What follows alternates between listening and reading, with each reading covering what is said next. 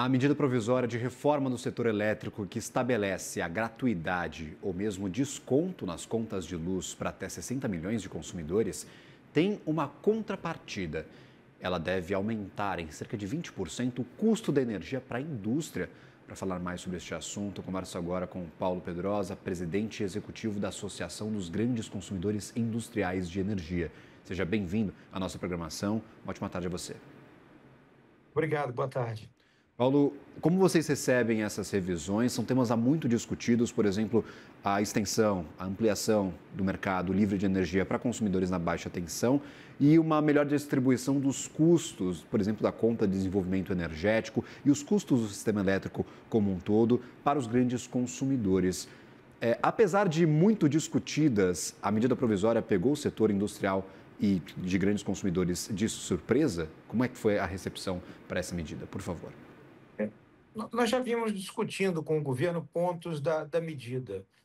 Acho que agora todos nós estávamos acompanhando pela CNN a entrevista do presidente Okumota, falando do bom diálogo com o governo, com o ministro Haddad, mas falando da importância de não aumentar tributos e reduzir incentivos fiscais, numa ação estrutural de melhoria para o país. Acho que no setor elétrico há um paralelo enorme, né? Nós precisamos parar de aumentar encargos setoriais que têm natureza tributária e diminuir subsídios, que são os incentivos, né? Encontrar uma agenda de melhoria efetiva do setor, né? Alguns pontos estão colocados na medida provisória do setor elétrico, né? Alguns pontos de natureza social importantes, alguns pontos de melhoria do setor, mas, de fato, a transferência de custos para a indústria preocupa, né? Ela pode tomar com uma mão, a mão do preço dos produtos, aquilo que foi dado com a outra, que é a redução do custo da conta de luz. Perfeito. Essa reforma, na opinião de vocês, deveria ter sido uma reforma mais ampla, para mexer nessa estrutura dos subsídios e, assim, equilibrar estas relações dentro do setor elétrico, esta percepção? Eu entendo que se esse clima que eu vi há pouco aqui na CNN, da entrevista do presidente da Câmara, né, se ampliar no setor elétrico, nós temos condição de enfrentar os problemas estruturais, né, alguns deles criados por emendas parlamentares, né, que impuseram ao consumidor de energia custos enormes. Inclusive, o presidente Lula acabou de vetar no PL das eólicas offshore medidas que encareceriam em 9% a conta de energia a conta de energia no país. Então, assim, essa agenda estrutural para consertar o setor, que está ficando ruim para todo mundo. Quer dizer, hoje nós estamos sobrando energia dos painéis solares quando tem sol, né?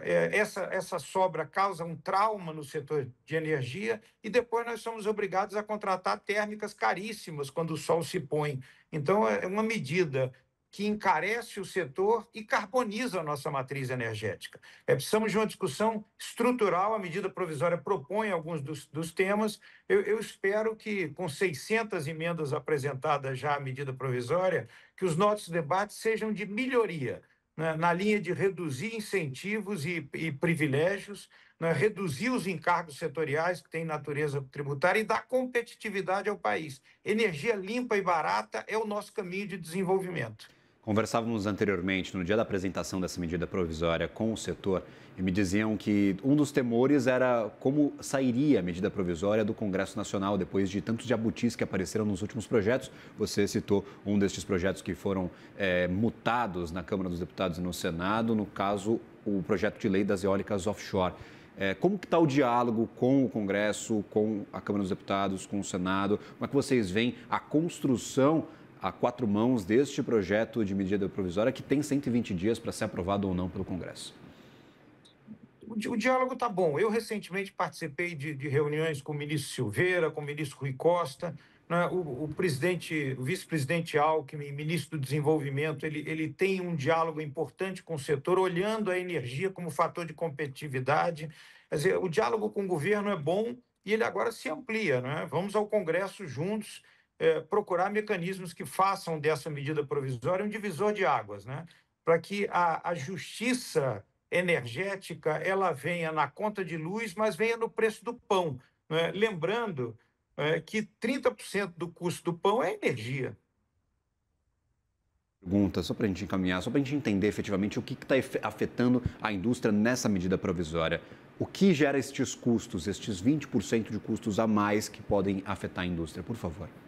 São vários mecanismos. O principal deles é o deslocamento de custos que estão na CDE. A CDE é uma conta que tem natureza tributária, porque ela cuida de interesses de políticas públicas, desenvolvimento social, acolhimento ao consumidor que vai ter a sua conta zerada, extensão da linha para atender os brasileiros carentes, políticas de desenvolvimento regional, né? Essas políticas não estão nos impostos, são cobradas dentro da conta de energia. Portanto, ao contrário dos impostos, elas não são compensadas nas cadeias produtivas. O minério paga, aquilo passa a compor o preço da siderúrgica, aí vai para a aciaria, vai para a chaparia. Quando chega no automóvel, inclusive no automóvel exportado, aquele custo se multiplicou, né? Então, a alíquota da CDE, nesse movimento que está se propondo, será maior para a indústria. A indústria, em relação à sua conta final de energia,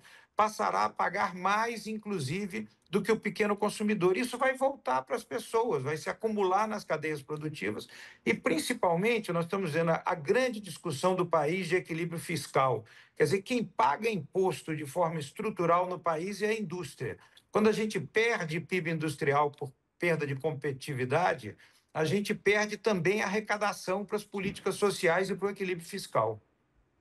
Paulo Pedrosa, presidente executivo da Brás, sempre bem-vindo à nossa programação. Obrigado por nos ajudar a entender estes custos que serão repassados pela indústria a partir dessa medida provisória. Sempre bem-vindo à nossa programação. Obrigado. Agradecido.